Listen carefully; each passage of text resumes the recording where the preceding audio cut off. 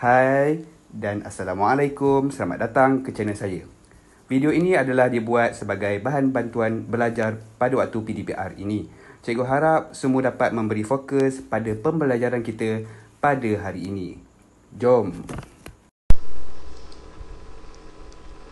Assalamualaikum warahmatullahi taala wabarakatuh. Kembali lagi dengan saya Cikgu Safwan dalam subjek Bahasa Melayu. Okey. Untuk hari ini kita akan belajar topik baru, iaitu topik untuk subjek Bahasa Melayu juga, tetapi dalam subtopik Pendidikan Keselamatan Jalan Raya, PKJR. Kita akan panggil dia sebagai PKJR, iaitu subtopik yang menceritakan tentang keselamatan jalan raya. Okey. Baik, untuk hari ini cikgu akan terangkan tentang komponen keselamatan dalam kenderaan. Okey, itu adalah topik kita untuk hari ini, untuk subtopik PKJR.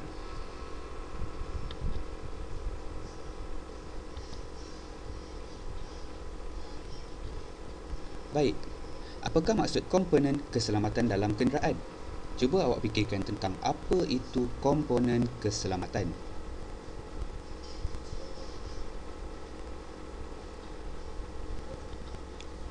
Komponen keselamatan merupakan alat yang digunakan untuk memastikan kita selamat semasa berada di dalam kereta tersebut. Okey, dalam erti kata lain, komponen keselamatan ni adalah barang-barang yang ada pada kenderaan awak yang mana membuatkan awak rasa selamat bila naik kenderaan tersebut. Itu adalah komponen keselamatan. Okey. Setiap kereta memiliki komponen keselamatan. Yes, betul. Setiap kereta mempunyai komponen keselamatan yang tersendiri.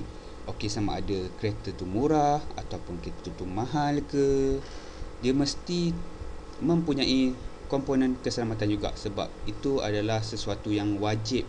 Kalau kilang nak keluarkan kereta, dia mesti buat komponen keselamatan terlebih dahulu.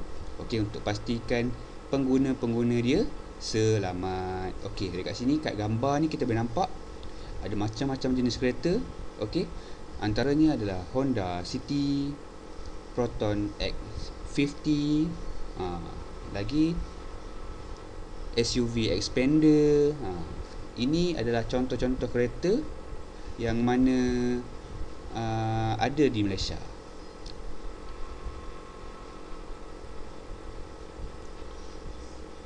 Walau mahal, tetap perlu berhati-hati. Ya, awak belilah kereta mahal macam mana pun, berjuta-juta, berbilion-bilion, tapi selagi nama dia kereta dan digunakan di atas jalan raya, maksudnya dia tetap kereta biasa.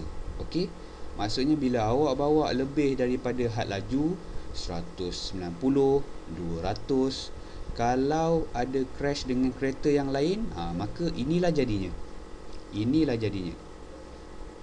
Tak akan ada kereta yang boleh tahan daripada hentaman yang kuat. Kalau crash dua kereta, selalunya dia akan jadi macam ni lah. Walaupun kereta tu mahal. Awak boleh tengok kereta yang ada ni adalah kereta Ferrari pun rosak. Maksudnya awak belilah kereta mahal mana pun, kalau crash, accident, kemalangan, dia akan rosak juga. Jadi apa yang awak perlu buat adalah awak mesti berhati-hati. Walaupun sekarang awak tak memandu lagi, tapi awak sebagai seorang anak, awak boleh cakap dekat orang yang sedang memandu tu. Okey, awak boleh beri nasihat dekat dia, jangan bawa laju-laju, sebab takut nanti accident, nanti kemalangan. Okey, itu adalah tugas awak untuk menasihati orang lain.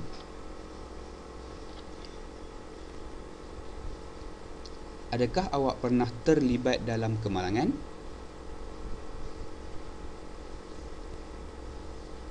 Okey, kalau awak pernah terlibat kemalangan, awak mesti tahu banyak situasi. Contohnya bila ada orang langgar dari belakang, ada orang langgar daripada tepi, orang langgar daripada depan. Okey, kalau awak pernah terlibat dengan kemalangan, awak boleh ceritakan nanti dekat cikgu.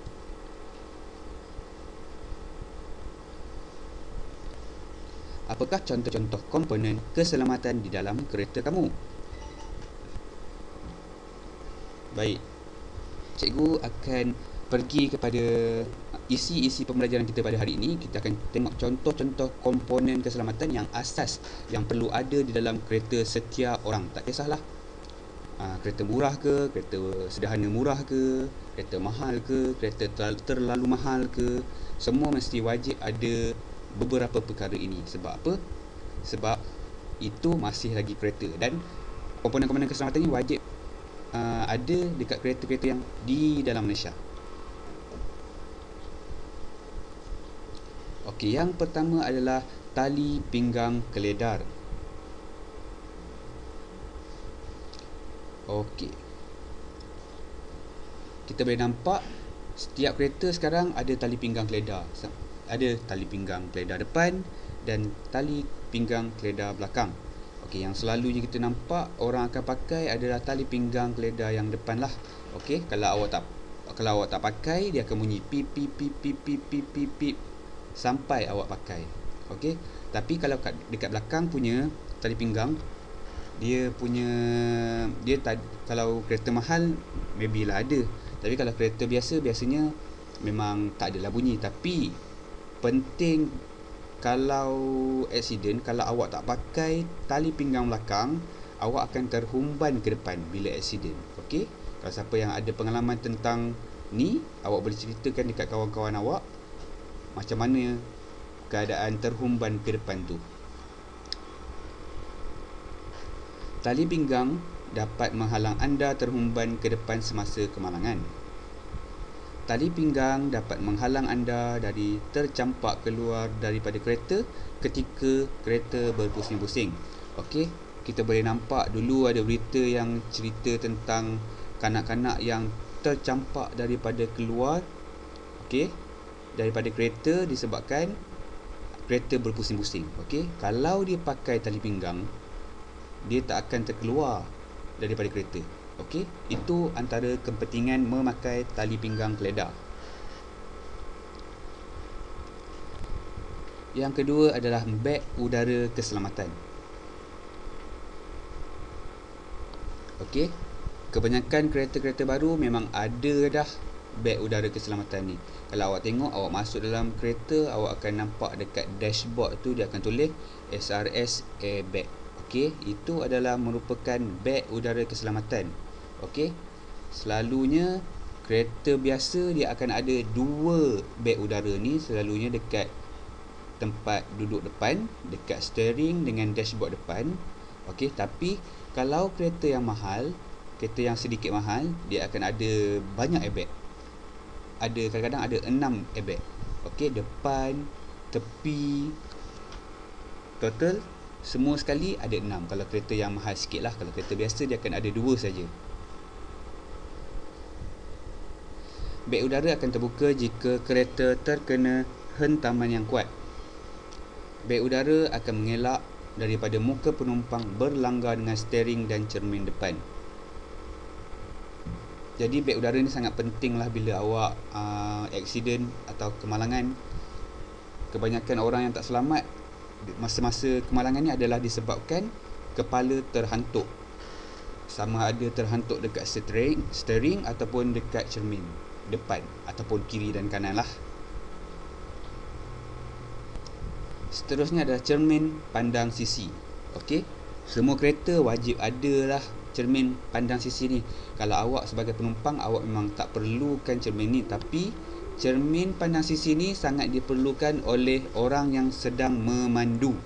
Okey, digunakan untuk melihat kiri dan kanan sebelum memotong kenderaan yang lain. Okey, sangat penting kalau orang yang memandu dia nak potong kereta depan, orang akan tengok dulu cermin sisi ni untuk elakkan daripada kereta datang daripada tepi. Kalau tidak, kalau awak tak ada pakai cermin sisi ni, kemungkinan untuk awak crash dengan kereta sebelah sangat tinggi. Setiap kereta mempunyai 2 cermin pandang sisi, iaitu untuk kiri dan kanan. Ya, macam cikgu cakap tadi, untuk cermin pandang sisi ni penumpang memang tak perlukannya, tapi pemandu kereta memerlukan cermin ni untuk tolong dia tengok kiri dan kanan. Cermin pandang belakang. Okey. Ini adalah cermin pandang belakang yang mana awak boleh nampak dia ada dekat cermin depan selalunya. Okey. Digunakan untuk melihat kenderaan di belakang. Okey. Kadang-kadang bila orang nak undur ataupun kita nak tengok kereta apa dekat belakang, kita akan tengok melalui cermin kecil ni lah. Okey. Boleh juga digunakan untuk melihat penumpang belakang. Okey, kalau awak tengok, kadang-kadang ayah awak tengok awak daripada cermin kecil ni, nak tengok awak buat apa dekat belakang, sama ada awak main ke, awak cubit adik awak ke, awak cocok-cocok adik awak ke. Okey, itu adalah penggunaan cermin pandang belakang. Maksudnya ayah awak tak perlu untuk toleh belakang, dia cuma boleh tengok dekat cermin ni je, nak tengok apa yang berlaku kat belakang. Okey, dekat seat belakang ataupun dekat belakang kereta kita.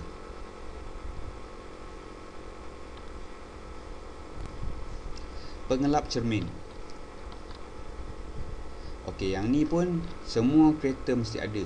Okey, kalau tak ada dekat kereta, bila hujan, awak memang tak boleh berjalan lah. Sebab apa? Sebab penglihatan awak akan menjadi kabur. Digunakan pada waktu hujan, membolehkan pemandu untuk melihat jalan dengan jelas. Ya, kalau tak ada wiper ni, ataupun kita panggil sebagai pengelap cermin ni, bila hujan lebat, awak memang tak nampak jalan lah. Dengan ada je pengelap cermin ni, bila hujan awak boleh buka. Nombor 1 perlahan, nombor 2 laju sikit, nombor 3 yang paling laju. Okey, yang tu adalah 3 peringkat untuk pengelap cermin ni lah, ataupun kita panggil sebagai wiper. Selalunya kita akan panggil sebagai wiper. Ataupun kadang-kadang kalau ada macam tahi burung ke, atau kotoran-kotoran dekat cermin depan, kita nak cuci, kita tak perlu parking dekat tepi, keluar untuk cuci dekat depan, sebab kita dah ada pengelap cermin ni. Kalau awak tekan pengelap cermin ni, wiper ni, dia akan ada keluar air untuk cuci tingkap depan. Okey, itu adalah fungsi pengelap cermin. Yang terakhir sekali, kita akan cakap tentang brek kaki. Okey, brek kaki ni penumpang tak gunalah. Okey, tapi digunakan oleh pemandu sahaja. Okey, kalau awak nampak dekat seat pemandu tu, dekat steering tu kat bawah tu, dia akan ada 2 ataupun 3 pedal yang digunakan untuk memandu lah. Okey, satu digunakan untuk bawa laju ataupun bawa pelan. Lagi satu lagi tu digunakan untuk brake, kita panggil sebagai brake. Digunakan untuk memperlahankan kereta semasa memandu. Digunakan untuk memberhentikan kereta. Okey, kalau tak ada brake ni, awak boleh bayangkanlah kereta awak nak berhenti macam mana. Jadi brek kaki ni adalah penting untuk memastikan kereta awak berada dalam kawalan. Okey, kalau terlalu laju, gunakan brek untuk perlahankan kereta awak. Kalau pada masa biasa, contoh kalau macam kita nak menunggu drive-thru dekat McDonald contohnya kan, brek kaki ni digunakan untuk memberhentikan kereta. Kalau tak ada brek, awak boleh bayangkan lah, kereta tu straight je langgar kereta depan, langgar kereta depan lagi, langgar kereta depan lagi. Okey, itu adalah penggunaan brek kaki. Ingat, jangan lupa, keselamatan anda adalah tugas anda sendiri. Anda juga perlu menasihatkan orang lain untuk memandu dengan berhati-hati. Okey, sebagai seorang anak, awak boleh ataupun adik, awak boleh nasihatkan orang yang lagi dewasa untuk memandu dengan lebih berhati-hati kalau dia memandu laju lah. Okey, jika tidak, mungkin mereka akan melanggar kamu ataupun orang lain. Okey, kadang-kadang kita naik kereta ni, kita dah bawa dengan baik, kita dah bawa dengan berhati-hati, tapi orang lain yang tak berhati-hati yang melanggar kita. Okey, itu adalah antara sebabnya kenapa penumpang ni perlu untuk menasihatkan pemandu untuk memandu dengan berhati-hati.